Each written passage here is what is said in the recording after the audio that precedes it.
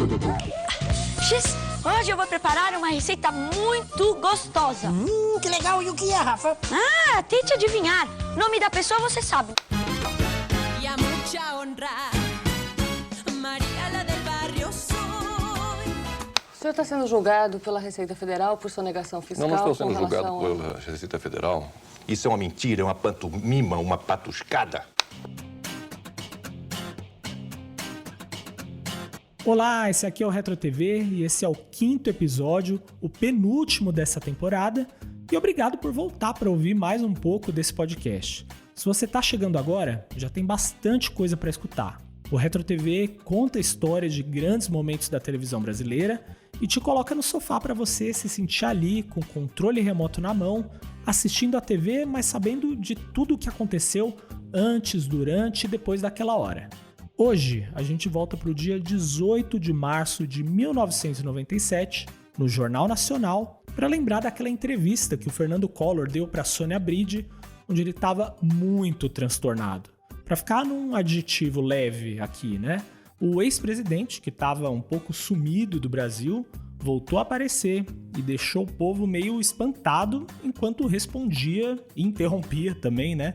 As perguntas de uma das mais importantes repórteres que a gente tem no país. Vamos entender essa história, mas até chegar lá, a gente vai recuperar a trajetória do Fernando Collor com a TV brasileira, a eleição de 89 e as maluquices que aconteceram naquele momento crucial, né, da história do país, como, por exemplo, um tal de Silvio Santos, que foi candidato. E claro, vamos falar também do governo de um presidente controverso, acusado de corrupção e que sofreu o impeachment. É uma mentira da Receita Federal. Como eu ia dizendo, um presidente que sofreu o impeachment. É uma mentira da Receita Federal. Um presidente que sofreu um impeachment. Mentira da Receita Federal. 3 vezes dizendo que é mentira. Bom, dá pra ver que a gente tem bastante coisa pra resolver nesse episódio. Então, sem perder tempo, antes que ele me interrompa aí de novo, vamos nessa, né? O Retro TV de hoje apresenta Devaneios Coloridos.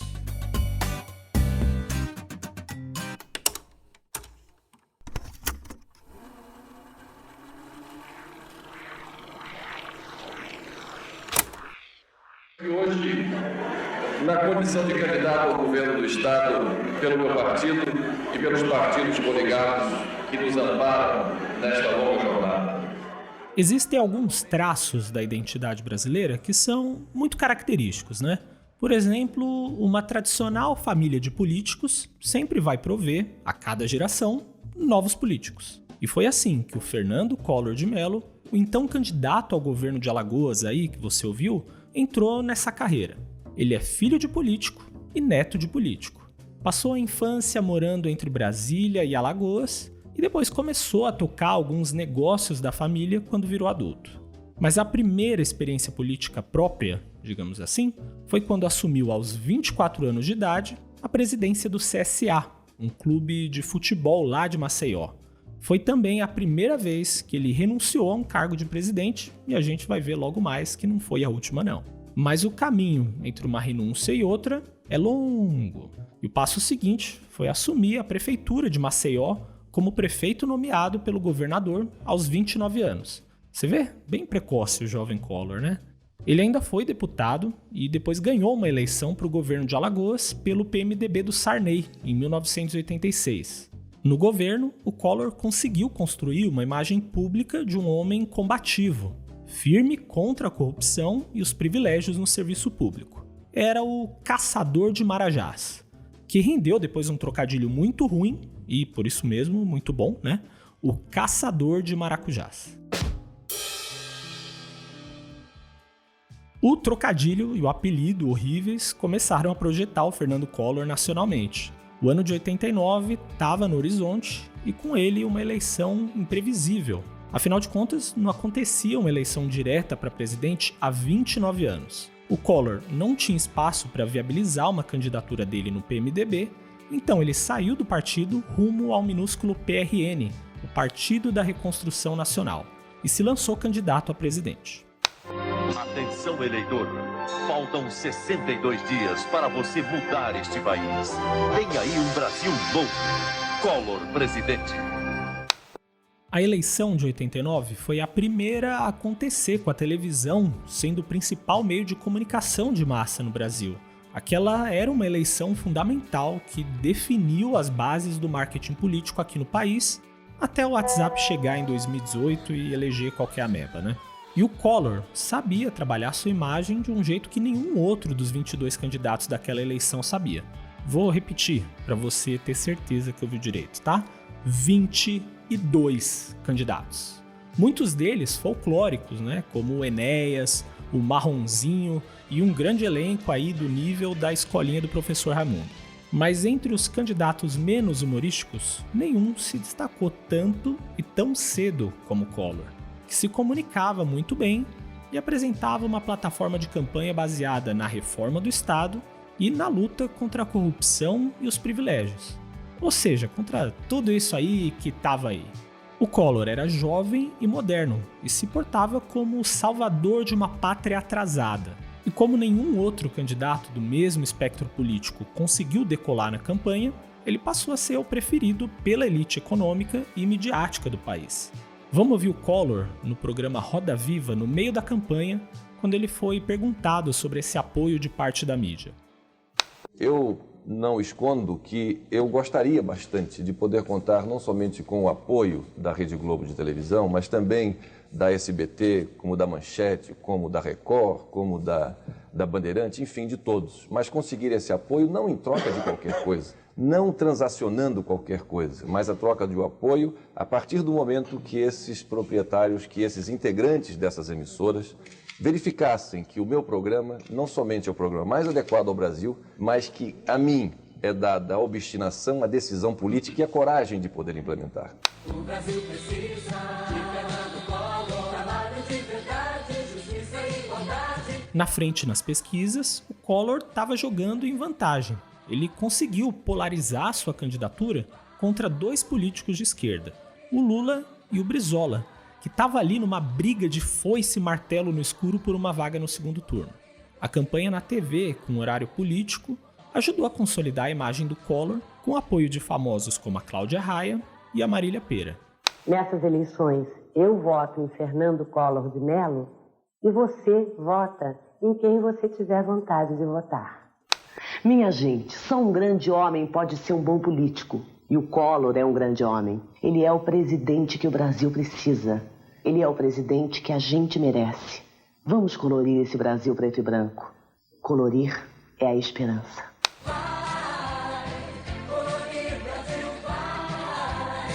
O futuro reservou um grande arrependimento para elas, que ficaram com a imagem um pouco arranhada por conta disso. Muitos outros artistas apoiaram Lula nessa eleição também. A Globo só regulamentou mesmo essa questão de apoio dos seus artistas a candidatos nas eleições depois de 89. Quem quiser apoiar, até pode, mas tem que estar fora do ar. Aquela campanha no horário eleitoral foi muito interessante. Teve bastante entretenimento de gosto duvidoso.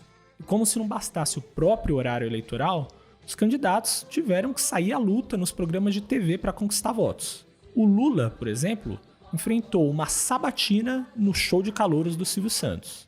E o Fernando Collor também passou pelo SBT, mas parou mesmo no banco da Praça é Nossa. Só que não foi uma visita de cortesia ao João Plenário, não. Ele se sentou entre o Casalberto e o mendigo milionário, o caro colega, personagem do ator e dublador Borges de Barros. Fale-me da sua meta de governo, caso eleito. A primeira meta que eu tenho de governo, mestre, é colocar um bando de corrupto e ladrão na cadeia. E essa é a primeira coisa que eu desejo fazer.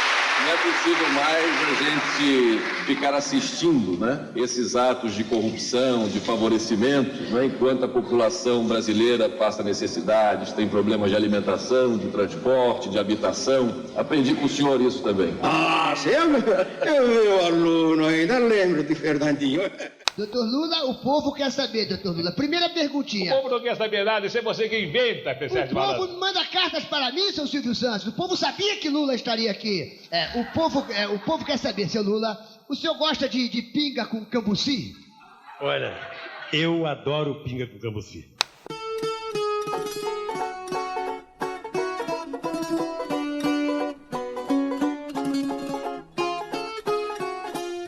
Esse embate histórico entre Lula e Sérgio Malandro foi exibido no dia 29 de outubro de 89, um pouco mais de 2 semanas antes da eleição. O cenário ali era mais ou menos estável. O Collor iria para o segundo turno e o Lula estava crescendo nas pesquisas para conseguir uma vaga também. A ironia é que apenas 2 dias depois, uma outra pessoa que estava naquele palco também se lançaria candidato a presidente da República. E eu não estou falando do Pedro de Lara.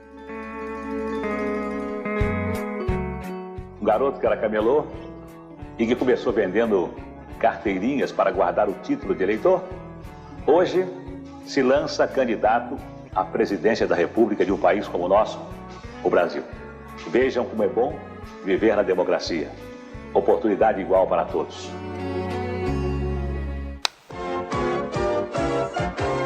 Chegou aquele que a gente queria para o Brasil governar. O Silvio Santos já vinha se assanhando com a possibilidade de entrar na política há uns anos. Ele era filiado ao PFL. Os jornais da época explicam que o presidente Sarney e outros membros do governo convenceram Silvio Santos a entrar na disputa ali só nas vésperas da eleição. Porque Brasil nos anos 80 era isso aí, ó. Esculhambação mesmo, vale tudo. O candidato do PFL, Aureliano Chaves, não abriu mão da sua candidatura em favor do Silvio. Então, ele foi de porta em porta procurar uma legenda e conseguiu abrigo num partido minúsculo chamado PMB, onde o candidato da casa, o pastor Armando Correia, cedeu a sua vaga. A maior dificuldade minha é que o meu nome não aparece na cédula. Vocês que desejam votar em mim não vão encontrar o nome de Silvio Santos na cédula, que está a cédula. Vocês estão vendo? Os nomes de todos os candidatos. Agora, quem pretende votar no Silvio Santos, quem confia no Silvio Santos, deve marcar um X no 26. Então, 26, Correia. Só que não é Correia, é 26, Silvio Santos. Silvio Santos 26. Claro que isso aí foi um terremoto, né? Você pode imaginar? A entrada do maior comunicador de TV do país na véspera da primeira eleição para presidente, em que a televisão era decisiva para o resultado. Foi também uma pedra no sapato bem dolorida para o Fernando Collor. As primeiras pesquisas com o nome do Silvio, que era Correia, mas era Silvio, mostravam o homem do baú na liderança ou logo atrás do Collor, garantindo ali um segundo turno pelo menos. A situação era bizarra e provavelmente até ilegal, né? Mas o Silvio seguiu a campanha enquanto o mundo político, atônito, tentava arrumar um jeito de tirar ele da disputa. Até que um jovem advogado, que fazia parte da campanha do Fernando Collor, descobriu uma irregularidade no registro do partido do Silvio. O advogado se chamava Eduardo Cunha, e você nem precisava guardar esse nome na época, porque a gente ainda ia ouvir falar bastante dele anos depois, né? A campanha do Collor entrou com uma representação no TSE pedindo a impugnação da candidatura do Silvio.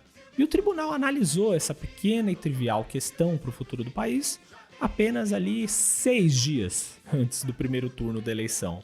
É aquele caso clássico de antes tarde do que mais tarde. É a decisão da Justiça Eleitoral que vai analisar uma candidatura de última hora de um empresário de televisão que tinha tudo para ser candidato há 6 meses, mas desistiu e apareceu como candidato agora, livrando-se dos embates da campanha. Na próxima quinta-feira, a soberania e a independência da Justiça Eleitoral vão dizer se isso pode ou se isso não pode. O Tribunal Superior Eleitoral acaba de cassar o registro do PMB, o partido que cedeu a legenda para a candidatura do empresário. Não lhe dou a parte. O filhote da ditadura não, senhor. Está aqui se não lhe dou a parte. O senhor tenha respeito.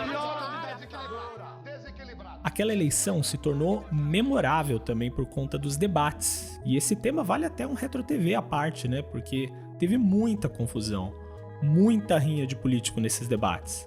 Mas no primeiro turno, o Collor deve ter metido um atestado, uma desculpinha, porque não compareceu a nenhum dos 6 encontros organizados pelas TVs.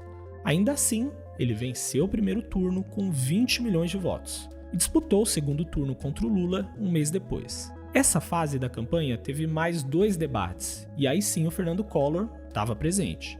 O primeiro encontro foi realizado na TV Manchete, que Deus a tenha.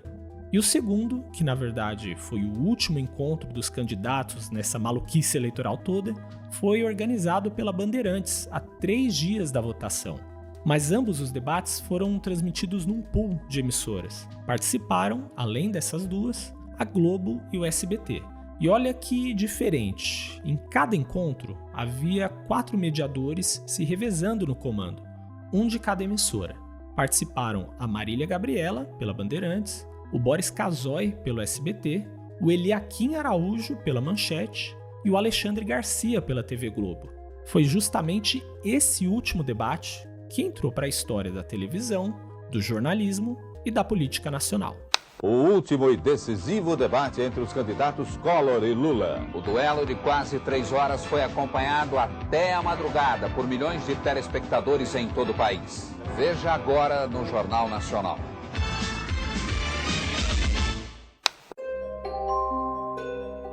Eu vou parar por aqui, não vou me meter a fazer a edição da edição do debate não, porque o Jornal Nacional do dia 15 de dezembro de 89 fez o seu compacto e causou bastante controvérsia. A Globo havia exibido já um compacto no jornal Hoje, não de hoje, né? O jornal daquele dia, mas esse compacto teve um certo equilíbrio entre as falas do Collor e do Lula. Só que no JN, a edição exibida era claramente favorável ao Collor, com mais tempo de fala para ele e a exibição de momentos onde o Lula não foi bem. O PT entrou com uma ação no TSE acusando a Globo de favorecer Fernando Collor e pedindo a exibição de novos trechos do debate antes da eleição, como o direito de resposta. O pedido foi negado, mas ficou muito difícil para a Globo explicar o episódio. No livro do aniversário de 35 anos do Jornal Nacional e no projeto Memória Globo, a emissora faz uma espécie de acariação entre os diretores de jornalismo e editores do telejornal, para revelar de quem é a culpa ou a responsabilidade pela edição do debate. Mas a gente precisa de um fluxograma para entender a história. Pega aí um papel e caneta para tentar acompanhar o raciocínio. Armando acusa Alberico. Alberico acusa Ronald. Ronald acusa ele próprio. Vianney não acusa ninguém, mas acha tudo muito esquisito. Otávio acusa Ronald e Alberico. Eu assisti todos os depoimentos do caso e acuso todo mundo, inclusive eu mesmo, por engano. Eu vou colocar o link para assistir os vídeos com todos esses depoimentos em retrotvpodcast.com. Lá você assiste e pode tirar suas conclusões. A Globo diz oficialmente que o critério usado na edição foi o de tentar reproduzir os melhores momentos de uma partida de futebol. Se um dos times foi melhor, você faz uma edição que mostre como aquele time foi melhor, se possível com a narração do Léo Batista. Na visão da Globo e de parte do público, como mostram as pesquisas da época, o Collor se saiu melhor no debate, então a edição tentou deixar claro isso.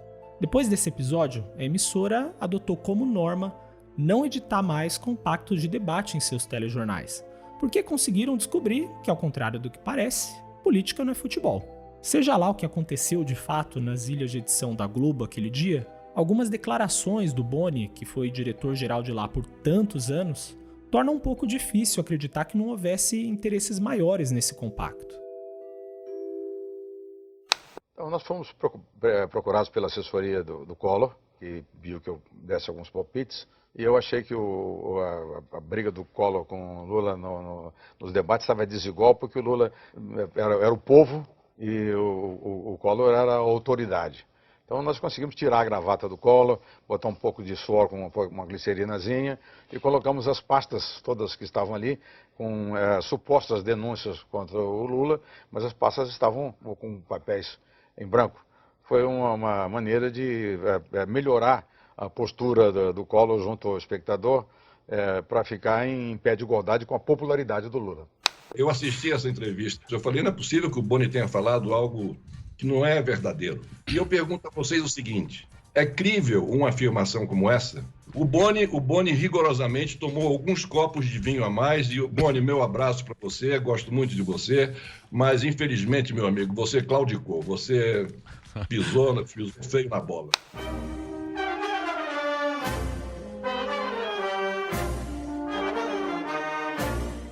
No dia 17 de dezembro de 1989, Fernando Collor se tornou o 32º presidente da República do Brasil, eleito com 35 milhões de votos.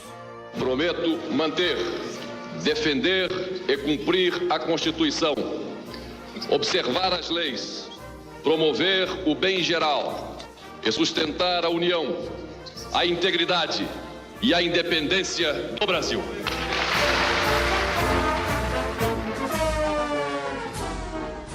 Estava começando uma aventura psicodélica de consequências imprevisíveis. O país vinha de uma década de inflação descontrolada e todos os problemas que você sabe vêm disso aí. Aliás, se você já é grandinho, até viveu, vários desses problemas. O presidente Fernando Collor reagiria a tudo isso apresentando o que o trouxe até ali: combatividade e energia. Uma das suas promessas de campanha era fazer um governo que deixasse a direita indignada. Eu tô indignado! Eu tô indignado! Ah! E a esquerda perplexa. E fico também perplexo! E dá pra dizer que ele conseguiu deixar todo mundo perplexo e indignado logo no primeiro dia de mandato. O presidente Collor faz mudanças profundas na economia. Agora é vencer ou vencer.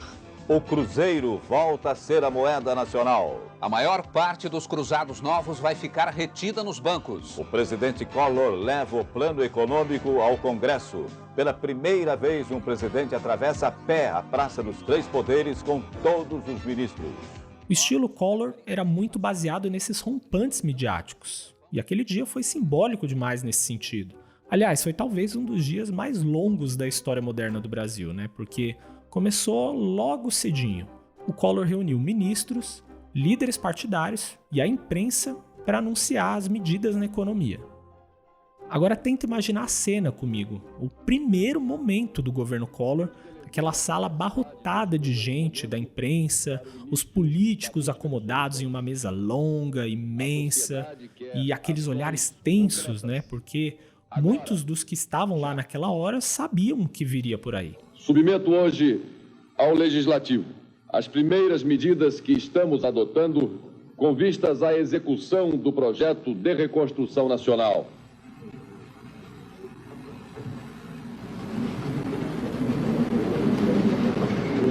Ninguém sabe exatamente o que aconteceu agora na reunião. O presidente Fernando Collor interrompeu o seu discurso. Parece que houve algum desentendimento aí, não sabemos exatamente com quem, se foi com os repórteres ou algum ministro, o que aconteceu.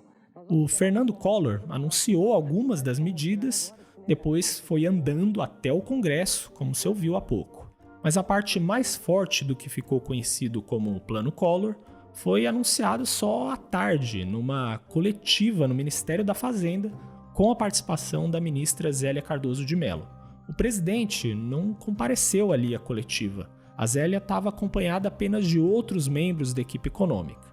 Foi por volta das 15 horas que a ministra disse as palavras que deixaram o Brasil em pânico. Quem tinha ontem no depósito à vista 50 mil cruzados pode ir ao banco segunda-feira e sacar, se quiser, 50 mil cruzeiros. A parte excedente a esses 50 mil fica depositada no banco, junto ao Banco Central, sob a titularidade da pessoa física ou pessoa jurídica, em forma de cruzados novos. E será convertida em cruzeiros após 18 meses. A Zélia até que tentou ali disfarçar que estava rolando, na verdade, um confisco no dinheiro da poupança dos brasileiros. Aliás, a primeira pessoa a falar em confisco foi uma repórter do Globo, a Silvia Faria, que depois se tornou diretora de jornalismo da emissora entre 2012 e 2020. Considerando que a economia está altamente líquida, esses confiscos que o plano está promovendo sobre a poupança privada não vai desestimular novos investimentos, trazendo consequências desastrosas sobre o nível de emprego e o agravamento dos problemas sociais? Primeiro, eu não usaria a palavra confisco para caracterizar o que está sendo proposto. As emissoras de TV ficaram em plantão ao longo do dia para repercutir o novo plano econômico. A Globo, por exemplo, fez um programa para esmiuçar as medidas enquanto elas eram anunciadas, com Lilian Whitfield, Renato Machado, Paulo Henrique Amorim e Joamir Betting. Esses dois últimos, inclusive, protagonizaram uma conversa surreal que resumiu o espírito do país naquela hora. O Jornal do Brasil até soltou uma capa no dia seguinte, com o rosto do Jomir nesse momento, espantado, e a manchete definindo que aquela era a cara da nação. E como fica o salário via banco? O que tem? Para tirar o salário do banco. Se o seu salário foi depositado no banco, você só pode retirar 50 mil cruzados. O resto ficará no Banco Central por 18 meses. Para o felizardo que ganha mais de 50 mil. Hein? O felizardo que ganha mais de 50 mil por mês, só pode retirar 50? 50 mil cruzados. Acho que te dei uma má notícia, meu amigo. Tinha um cheque hoje com data, digamos, de segunda-feira, dia 12. Fica valendo? Fica valendo. O plano Collor era complicado de entender e aceitar, e dificultou muito a condição financeira das pessoas e das empresas. As emissoras de TV passaram por problemas em 1990. A Globo precisou rever as suas comemorações de 25 anos, e a novela Rainha da Sucata até teve os seus primeiros capítulos reescritos para poder incluir o confisco da poupança na história. O SBT e a Bandeirantes suspenderam programas e fizeram centenas de demissões. Já a Manchete conseguiu vender só metade das cotas de patrocínio da novela Pantanal, que foi a sua novela de maior audiência. E se na TV não estava nada bem, no resto do país também não. A inflação diminuiu por um tempo, mas logo voltou a subir. Com ela veio a recessão e a popularidade do presidente afundou junto com a economia. A única coisa que continuava boa pro lado do Collor era aquela puxadinha de saco básica da semana do presidente.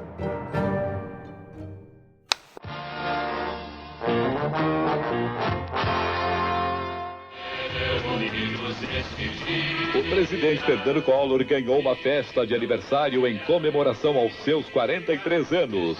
Foram várias as homenagens em Brasília. No Palácio do Planalto, ministros, parlamentares, embaixadores e funcionários cumprimentaram o chefe da nação. Em seguida, dezenas de populares, admiradores e artistas foram levar seu abraço ao presidente. Nós desejamos ao nosso presidente muitas felicidades e que Deus continue dando-lhe sensibilidade e sabedoria para continuar governando o nosso país.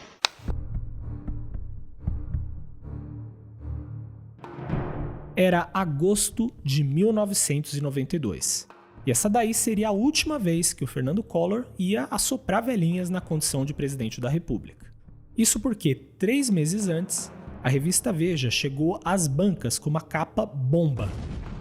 Pedro Collor conta tudo. Pedro era o irmão de Collor, e o tudo que ele contou era realmente impactante. Pedro dizia que o tesoureiro da campanha do Fernando Collor, o PC Farias, aproveitou a amizade com o presidente para fazer tráfico de influências. Disse também que o seu irmão e PC tinham uma sociedade, e o tesoureiro era o seu testa de ferro nos negócios. O governo Collor enfrentou denúncias de corrupção praticamente desde o seu início, mas essa entrevista onde o Pedro prometia entregar um dossiê para comprovar as acusações tornou tudo ainda mais desfavorável ao presidente, que a essa altura já era muito impopular.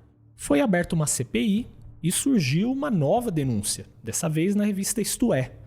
O motorista da presidência disse que empresas de PC Farias pagavam contas da família do presidente usando laranjas. Na verdade, eles usavam dinheiro ou cheques mesmo, não frutas, né? Mas até um Fiat Elba teria sido comprado com um cheque de conta fantasma ligado ao PC. O Collor patinava como Marquito cantando músicas aceleradas no programa do Ratinho. E ele adotou um comportamento ainda mais reativo e destemperado. Aquele discurso constante de quem é vítima de uma perseguição. O tipo de comportamento que a gente ia até assistir numa entrevista ao Jornal Nacional em 1997. Do que tudo isso é mais uma armação que eles estão querendo fazer em relação a mim e eu não posso aceitar. Mas daqui a pouco a gente fala disso. Então, num impulso quase suicida, o Collor dobrou a aposta contra os que diziam que ele já não tinha o apoio popular. Num evento com taxistas malufistas de todo o país, o presidente disse isso aqui. E esta é uma mensagem que eu dirijo agora a todo o Brasil. Que saiam no próximo domingo de casa com alguma peça de roupa numa das cores da nossa bandeira. Que exponham nas suas janelas toalhas, panos, o que tiver nas cores da nossa bandeira. Porque assim no próximo domingo, nós estaremos mostrando aonde está a verdadeira maioria. Esse é aquele típico caso onde faltou um assessor ali pra dizer, né? Senhor, vai dar merda. Porque as pessoas foram às ruas, mas vestindo preto e pedindo a saída do presidente. Eles também pintavam os rostos como se fossem fãs da Xuxa, mas numa versão cívica e patriótica. Em setembro de 92, a OAB e a ABI entraram com um pedido de impeachment contra o Fernando Collor pelo esquema PC Farias. Agora imagina o processo cultural e midiático que ocorria no país na época. Se votar para presidente já era algo que parecia remotamente possível 10 anos antes, imagina derrubar um presidente. O impeachment era um evento ímpar na história do país, até se tornar par 23 anos depois, né? Mas o Brasil estava ali, aprendendo o que era democracia e tendo aulas com Bussunda e Beto Silva de vestido rosa. Impeachment! Saúde! E aí, Kátia, estamos aqui acompanhando esse grande momento histórico em Brasília. E em homenagem ao impeachment, estamos vestindo esse modelito Tomara que Caia. E aí, gostou, minha filha? Aqui em Brasília o clima de suspense é enorme. Ninguém sabe se o presidente cai ou não cai. Minhas senhoras, meus senhores, durante todo o período de trabalho da CPI, me impus um silêncio doloroso sobre as notícias ali analisadas. O presidente tentava demonstrar que tinha apoio, que não estava isolado. Mas o Titanic do governo Collor só tinha ele mesmo tocando violino. Porque até os aliados mais próximos começaram a abandonar o barco perto da votação. Absolutamente inadmissíveis diante de episódios que podem comprometer decisivamente. Não tá bom isso aí. Não é ainda o local disso. Isso aí tem que ficar no negócio do carro. Em 29 de setembro daquele ano, a Câmara dos Deputados afastou Fernando Collor da presidência da República, por 441 votos a 38. Como vota o deputado Roberto Campos? Sim, pelo parecer. Sim.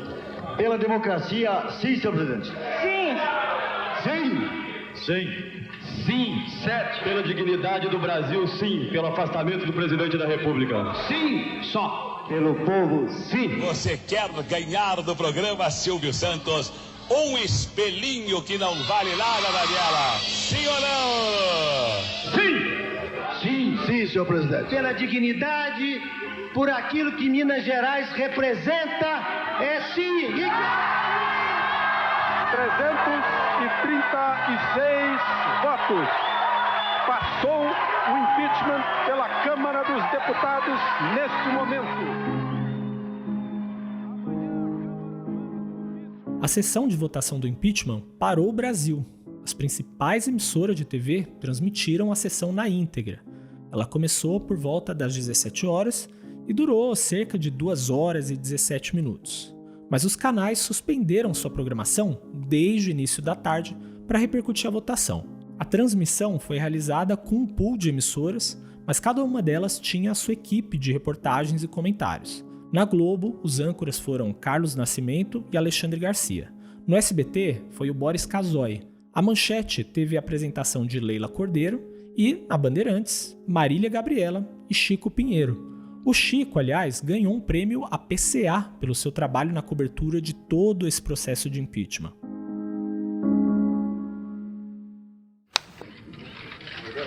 Assinou, a partir deste momento, Fernando Collor é presidente afastado e assume o vice-presidente da República, Itamar Franco.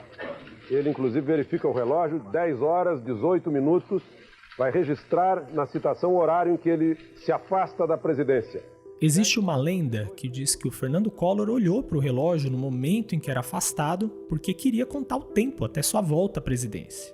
O processo ainda passaria por votação no Senado dali a 3 meses e o Collor achava que podia virar o jogo, tipo o Filipão no intervalo do 7-1, sabe? Numa tentativa desesperada de ao menos manter os seus direitos políticos, o Collor renunciou ao mandato poucos momentos antes da votação no Senado, mas a sessão seguiu e ele perdeu. Na esfera criminal, Fernando Collor foi absolvido das acusações pelo STF em 1994. Sem o mandato, sem os direitos políticos e também sem nenhum respeito dos brasileiros, Fernando Collor se impõe uma espécie de autoexílio de luxo. Em 1995, ele se mudou para Miami com a esposa, as malas e o Roberto Cabrini, que o acompanhou na viagem até lá. O Cabrini conseguiu até a façanha de aparecer no jantar de aniversário do Collor e sem ser convidado mesmo. Um aniversário, aliás, muito diferente daquele que você ouviu aí na semana do presidente. Uma limusine para na porta do mais sofisticado restaurante da Flórida. Aqui, Fernando Collor de Mello vai comemorar com amigos os seus 46 anos. Festa de Collor hoje em dia já não atrai políticos e muito menos empresários do primeiro time. Os amigos de Collor no momento passariam quase despercebidos os colunistas sociais. Em alguns momentos, Collor não disfarçava a impaciência com a nossa presença. Mas aguentamos firme até o grande momento da noite, o bolo de aniversário.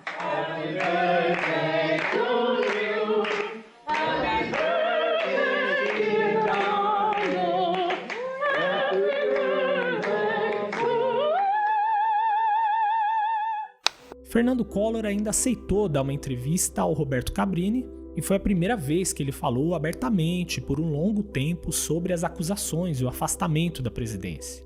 Mas essa entrevista começa a revelar um Collor um degrau acima na escala do destempero. Teve um momento ali que ele se revoltou com as informações de uma reportagem da Folha de São Paulo, citadas pelo Cabrini, e chegou a rasgar o jornal no meio da conversa. E o pior disso tudo é que uma merda como esta, uma bosta como essa, se torna verdade. Em 1996, durante o exílio, apareceram novas denúncias sobre o esquema PC Farias, e o Collor voltou a ser investigado. Além disso, surgiam informações sobre uma relação entre o PC e a máfia italiana. O homem mais falado do país na primeira metade dos anos 90, novamente contra a parede. Ele já estava recluso há 2 anos, quando começou a negociar uma entrevista exclusiva com o Jornal Nacional.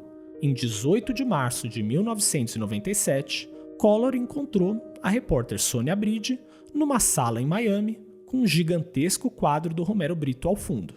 O senhor está sendo julgado pela Receita Federal por sonegação fiscal? Não estou sendo julgado ao... pela Receita Federal. Isso é outra mentira. Não estou sendo julgado coisa nenhuma. E o quadro do Romero Brito não ia ser a coisa mais espantosa nessa entrevista.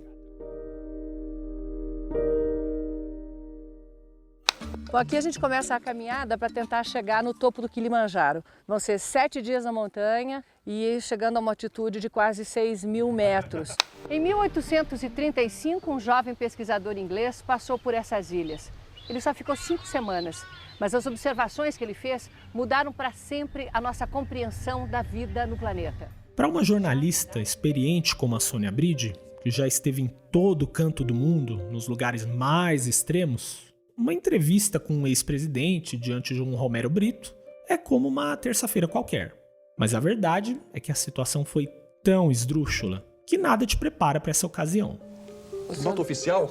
Você me faz perguntas inteiramente desinformada, minha filha. Filhotinha, você está desinformada. Eu nunca disse que... A carreira da Sônia no jornalismo começou quando ela tinha idade para ser filhotinha, de verdade. Ela gostava tanto de escrever que foi pedir emprego no Jornal da Cidade quando tinha só 14 anos, lá em Caçador, em Santa Catarina. Bom, o editor teve que dispensar um talento aí para não responder a um processo por trabalho infantil, né? Mas ela insistiu tanto que conseguiu a vaga quando teve idade para isso. Aí, com 17 anos, ela se mudou para Florianópolis para estudar e lá começou a trabalhar na sucursal da Bandeirantes. Em 1984, ela foi para a RBS, a afiliada da Globo. E na RBS, como repórter, ela passou a chamar a atenção da cabeça de rede. Antes mesmo de se formar como jornalista, a Sônia já fazia reportagens para o Jornal Hoje, para o Jornal da Globo e até para o Fantástico. Tragédia em Blumenau, Santa Catarina. Um temporal durante a madrugada provocou o deslizamento de encostas num bairro da periferia. A enxurrada provocou deslizamentos em todo o Garcia, um bairro operário a 4 quilômetros do centro de Blumenau. Aqui a ocupação desordenada das encostas dos morros, cortados por vários ribeirões, causou a tragédia. Essa reportagem no Fantástico marcou muito a carreira da Sônia Bride. E essa cobertura acabou sendo a base para o TCC dela no curso de jornalismo. Ela fez um documentário com elementos que depois se tornaram bastante importantes na sua trajetória como jornalista, né? A preocupação com as questões climáticas e o impacto social delas. Ao contrário do belo centro da cidade, aqui as casas não têm estilo. São de madeira, frágeis barracos em cima de uma terra que, por sua vez, está em cima de uma montanha rochosa. A ocupação dos morros deixou a terra nua. Não faltaram avisos vindos de cientistas e ecologistas. Esses homens chamados de lunáticos, que se preocupam com uma convivência harmônica entre a natureza e os homens. Esse trecho que você ouviu faz parte do TCC da Sônia Abride, que está disponível na internet. Se você quiser assistir o trabalho completo, eu vou deixar o link lá na página desse episódio em retrotvpodcast.com. O trabalho na RBS rendeu um convite da Globo para ser repórter no Carnaval Carioca em 1991. E por lá mesmo ela ficou. A Globo chamou a Sônia para integrar sua equipe de jornalismo no Rio de Janeiro. O problema é que no Rio existe essa dicotomia, né? Você cobre a alegria do carnaval, mas também tem que lidar com a tristeza da violência. Um menino estava dormindo em cima da banca de jornais quando foi acordado pelos tiros. Apavorado, ele viu os amigos sendo mortos sem poder fazer nada. A primeira parada dos matadores aqui na favela foi neste bar, onde estavam, além do dono, mais 8 fregueses que jogavam cartas e bebiam aqui. Essas coberturas das chacinas no Rio marcaram muito o noticiário em 93, né? São casos de grande impacto. No ano seguinte, a Sônia Abride foi aos Estados Unidos pela equipe da Globo que cobriu a Copa do Mundo. Mas além do privilégio de trabalhar na Copa, tem um outro detalhe bem interessante aí. A Sônia não viu o Tetra em loco ali com o Pelé e o Galvão pulando alucinadamente. Ela voltou ao Brasil e acompanhou a final na casa da família da pessoa mais importante do mundo naquele momento, que era o Romário. A Sônia Abride só não sabia ainda, mas ia ter que voltar para os Estados Unidos no ano seguinte. Multidões de turistas visitam o Museu Metropolitan para ver os maiores tesouros da história da arte.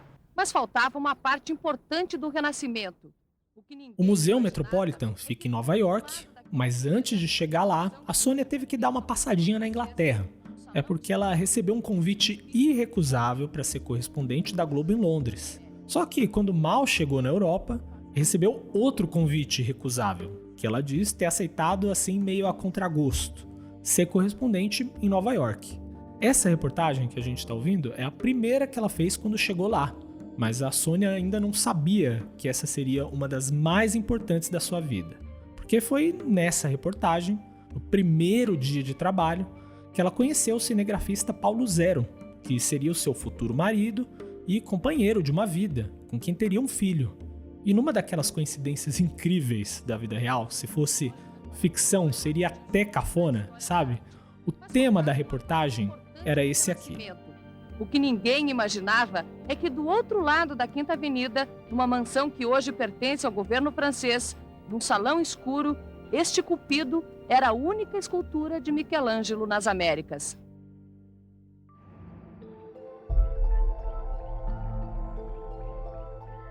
No trabalho de correspondente, Sônia lidou com Cupidos, Leonardo DiCaprio, embargos econômicos, conflitos diplomáticos. O trabalho era bastante variado. Em fevereiro de 97, o Jornal Nacional e o Fantástico exibiram reportagens feitas pela Sônia Abride em Miami, revelando uma mansão que estava sendo construída num lote adquirido por um diplomata brasileiro chamado Marcos Coimbra. A mansão tinha até torneira de ouro. E você sabe quem mais estava em Miami naquele tempo, né? Um certo ex-presidente que sofreu impeachment e foi visto visitando a mansão diversas vezes. Coimbra era um personagem importante do governo Collor, além de ser cunhado dele. A reportagem deixou Fernando Collor furioso. Apenas um mês depois, em 18 de março de 1997, o ex-presidente negociou uma entrevista exclusiva com o Jornal Nacional. A única condição exigida era que ela fosse exibida na íntegra. Naturalmente, a entrevista ia ser realizada pela correspondente da Globo, que já estava lá, jornalista experiente e acostumada a grandes momentos. O Jornal Nacional daquela noite foi apresentado por Lilian Whitfield e Alexandre Garcia, 2 comunicadores importantes na cobertura das eleições de 89, do Plano Collor e do impeachment. Com vocês, no Retro TV, um momento para a história da TV.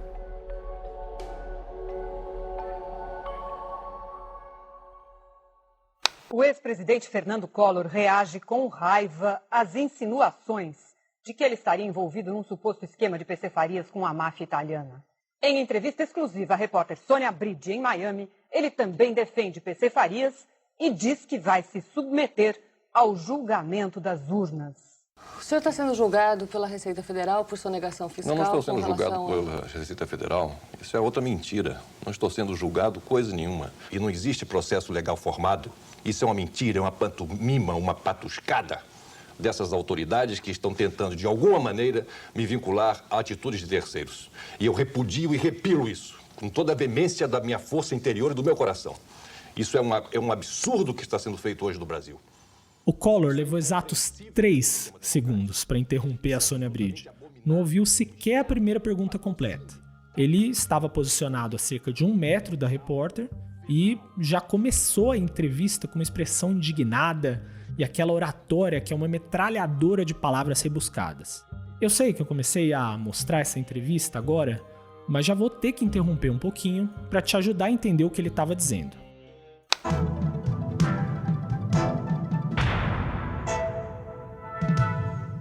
Atenção! Vai começar agora o Telecurso 2000, com uma teleaula de língua portuguesa 2º grau.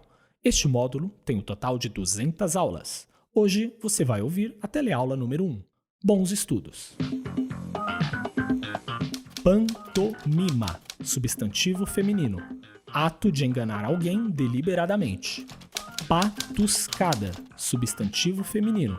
1. Ajuntamento de pessoas reunidas para comer e beber festivamente. 2. Festa ou reunião barulhenta. Farra. Segundo a Receita Federal, o senhor foi convidado a prestar esclarecimentos sobre a Operação Uruguai, não respondeu e seria julgado à revelia. É uma mentira da Receita Federal. É uma mentira da Receita Federal. Mentira da Receita Federal. 3 vezes dizendo que é mentira. Em nenhum momento deixei de comparecer com os meus advogados a qualquer determinação ou qualquer inquirição da Receita Federal ou de qualquer outra instância do poder. Agora, com relação a essas últimas denúncias, a Receita Federal e a Polícia Federal dizem que vão voltar a investigar o senhor. Não dizem coisa nenhuma. Ainda hoje, o ministro da Justiça, uma voz sensata que afinal aparece... A entrevista continua sem diálogo possível, né? Collor escuta ofegante 1/3 da pergunta e já rebate. E uma outra coisa que chama atenção é que o ex-presidente fica o tempo inteiro com uma fisionomia em alerta, reativa. Ele quase não pisca. Aliás, eu fiz o levantamento. Durante os exatos 10 minutos de entrevista, ele piscou 157 vezes, que dá em média aí uma piscada a cada quase 4 segundos. Mas ele tem longas falas onde nem pisca.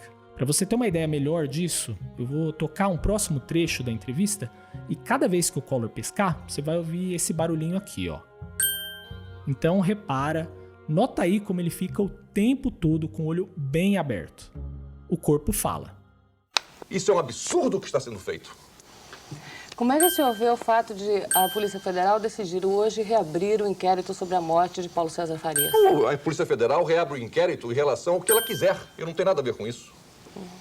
O senhor tinha conhecimento de que o seu tesoureiro de campanha tinha contato com a máfia italiana? Não tinha nenhum tipo de conhecimento. Isso aí é preciso também que se veja. A máfia italiana, ele está morto e sepultado. E essa vinculação que querem fazer em relação a ele, de máfia italiana, é outra fantasia, é um devaneio, é um sonho de uma noite de verão. Chegando na metade da entrevista, as perguntas sobre PC Farias deixaram Collor ainda mais transtornado. Ao ser perguntado se ele conhecia os homens investigados pela ligação com a máfia italiana, ele socou a mesa e quase derrubou um notebook que estava sobre ela, cruzando totalmente a linha do desrespeito com a profissional que estava ali de frente para ele. Quer dizer, por que perguntar a mim se eu conheço esses camaradas? Por quê? Por que eu teria que conhecê-lo? Por que eu teria que ter alguma vinculação com qualquer tipo de máfia? Eu sou um presidente da República. Eu fui julgado como nenhum homem já foi julgado neste país e inocentado pela mais alta corte de justiça do meu país. O senhor disse numa nota oficial que é candidato em 98? Nota oficial? Numa você me faz nota perguntas sua. inteiramente desinformada, minha filha. Filhotinha, você está desinformada. Eu nunca disse que sou candidato em 98. O que eu disse é que serei novamente candidato. Quando a oportunidade aparecer, eu novamente colocarei o meu nome à disposição da opinião pública e da população do meu país para ser julgado pela voz das urnas. Bom, vale fazer um destaque aqui, né? No dia dessa entrevista, o Fernando Collor tinha 47 anos de idade. A Sônia Abride tinha 33. São 14 anos de diferença. 2 adultos, educados, não dá pra ele ficar diminuindo ela chamando de filhotinha, né? A postura da Sônia foi tranquila, não levantou a voz de volta em nenhum momento, mas dá pra imaginar que foi preciso bastante paciência pra seguir a entrevista.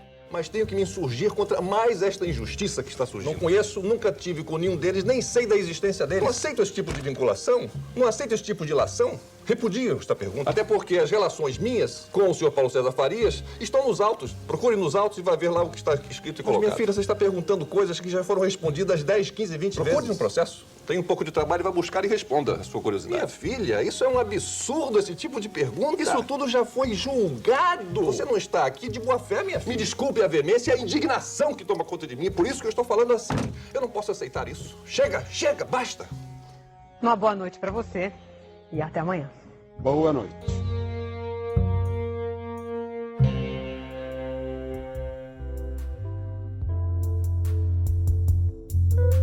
A repercussão da entrevista foi tão imediata que começou até mesmo dentro da redação do próprio telejornal. O editor-chefe do Jornal Nacional, naquele período, era o jornalista Mário Marona, e em depoimento publicado no livro sobre os 35 anos do Jornal Nacional, ele disse assim: "Eu me lembro que a entrevista estava sendo gerada ao vivo de Nova York, e quando você ouve um silêncio enorme na redação, pode ter certeza que o jornal está bom. E naquele dia aconteceu isso.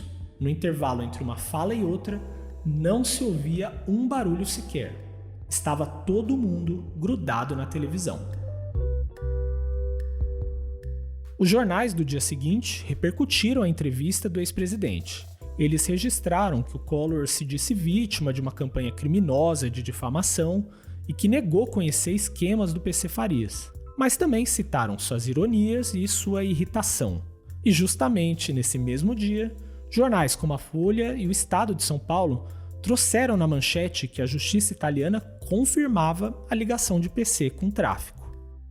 A Sônia Abride não comentou muitas vezes essa entrevista.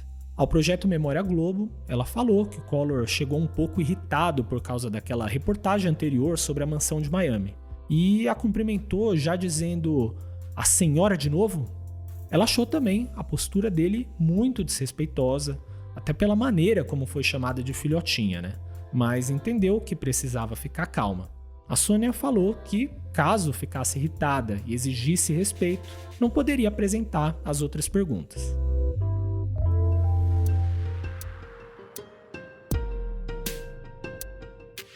Alguns anos depois, Sônia Abride voltou ao Brasil e ainda foi correspondente na China e na França, onde cobriu a queda do avião da Air France pouco antes de retornar de Paris. A essa altura, ela já era uma das profissionais mais relevantes do jornalismo brasileiro. E lá está ela, a geleira de Eck, imensa, imponente. Um paredão congelado se erguendo a 100 metros para fora da água. Um gigante que se desmancha diante dos nossos olhos. Esse é um trecho da série Terra, Que Tempo é Esse?, onde a Sônia viajou o mundo para conhecer locais que mostram como o aquecimento global tem impactado o planeta para nós e para as futuras gerações. Ela tem sido uma excelente divulgadora científica através das suas reportagens, principalmente nessas questões relacionadas às mudanças climáticas. A Sônia também foi a jornalista brasileira que divulgou o furo do Edward Snowden, revelando que o governo dos Estados Unidos espionava o governo brasileiro. E para a gente deixar essa história com Collor para trás, também vale lembrar que ela fez grandes entrevistas. A Sônia localizou e conversou com Belchior quando ele tinha vencido o Google e estava desaparecido para todo mundo. Foi na própria pousada, simples e tranquila, que finalmente chegamos a Belchior. Ele não gostou de ver seu sossego de 2 meses aqui quebrado pela nossa chegada. A produção do Fantástico passou 4 semanas te procurando, não conseguiu te achar. Evidentemente eu estava aqui. Esta é a casa do Dalai Lama no exílio. Aqui encontramos o homem considerado por muitos o próprio Buda reencarnado. O senhor nunca sonhou ter família, filhos? Of course, when I was very young. Quando eu era criança, sempre estudando, eu pensava, essa vida é muito difícil, então eu queria ser uma criança comum. Mas cresci e entendi que minha posição é uma grande oportunidade para exercer minha fé, servir as pessoas. Acho que o Dalai Lama tá com uma voz muito parecida com a do Cid Moreira, você não acha? Bom, a diferença entre um Collor irritado e um Dalai Lama cheio de sensibilidade é muito grande e a gente fica feliz pela Sônia, né?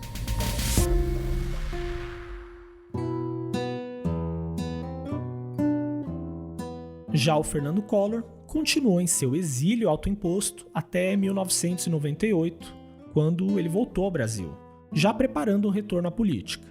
Ele se candidatou à Prefeitura de São Paulo no ano 2000 e participou de debates, fez campanha, mas não pôde concorrer porque ainda não tinha recuperado os direitos políticos perdidos no impeachment. Em 2002, ele ficou em segundo lugar na eleição para o governo de Alagoas. Em 2006, conquistou uma vaga no Senado por Alagoas e se reelegeu em 2014. Fernando Collor é talvez um dos únicos políticos no mundo inteiro que se elegeu presidente, sofreu impeachment e depois conseguiu votar a favor do impeachment de outro presidente. A política, às vezes, é como o mundo.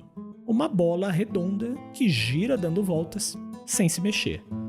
Ou, ao estilo Collor de dizer, uma esfera rotunda que volteia circuitando-se sem se corrupiar. As palavras que o senhor acabou de pronunciar são palavras que eu quero que o senhor as engula e as digira como julgar conveniente.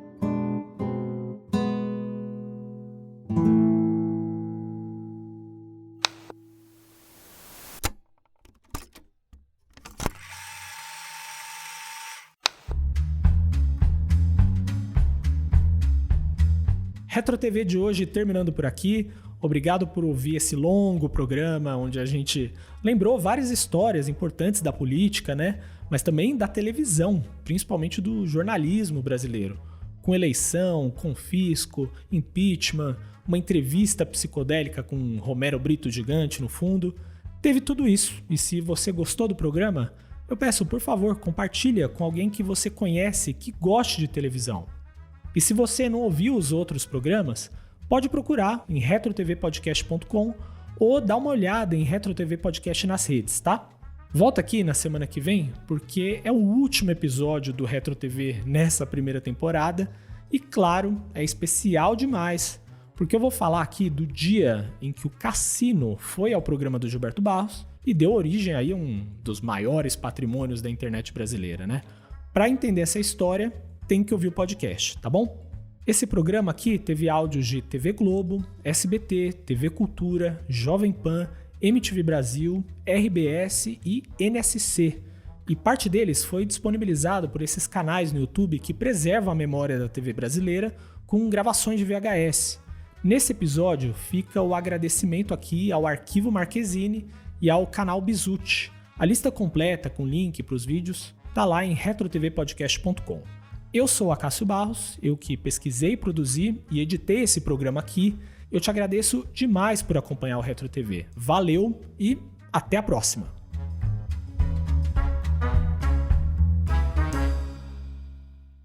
Enganam-se aqueles que pensam que vão caçar o mandato do presidente da República.